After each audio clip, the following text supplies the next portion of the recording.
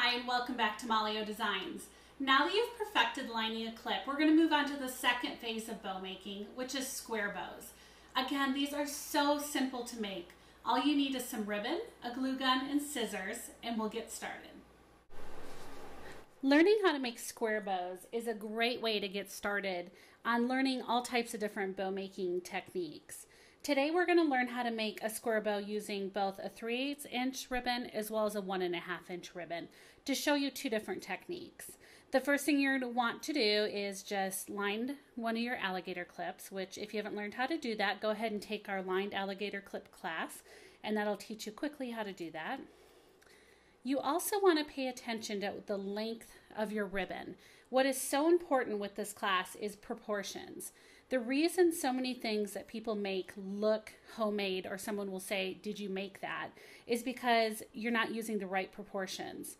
In boutiques, you will find bows that are exactly the right proportion and length, and that's what we're going to teach you today. So if we're using 3/8 inch ribbon, I want you to cut a piece that's 4¼ inches long. And all we're going to do is take the end, and again, going back to kindergarten, we're going to make a little paper loop. We're going to put a drop of glue on the end, and you're just going to bring your ribbon around, overlap it by about 1/4 inch, and now you have your little circle like when you used to make paper chains. The next thing you're going to do is just place a dot of glue right inside where you just glued the two ends together. And again, just a tiny bit. This is just to anchor the ribbon. And what we're actually going to do is bring that ribbon down and create a little figure 8 that looks like that. Okay, super simple. Now we're going to take one of our lined clips,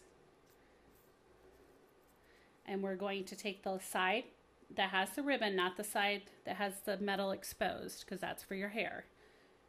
We're going to run a bead of glue down the center, and again, kind of paint it on like you're using a paintbrush so it's not super thick. And then we're going to take our little figure 8 and lay it right onto the clip there. Now what I like to do is kind of squish my little loops up while the glue's drying so I have some fullness to it. Other people like their bows to be nice and flat. Again, it's just a personal preference. Okay, so next we just need to put our center ribbon in. To do that, we're going to flip this over and open our alligator clip. Right in the center of your clip, you're going to put another just little dot of glue. Again, do not close your alligator clip because you're going to glue your clip closed. And then we're going to lay the end of our center ribbon in. For the center ribbon, you just need about 2 inches of ribbon cut. And what I've just done, if you can see, is I've just made a T. Once that's dry, go ahead and close it. And then we're going to take that ribbon and just bring it all the way around, centering it in that little bow. Open your clip again. I like to hold it with my finger right here so that I can place a dot of glue right in that same center point again. Keeping it open, wrap it around.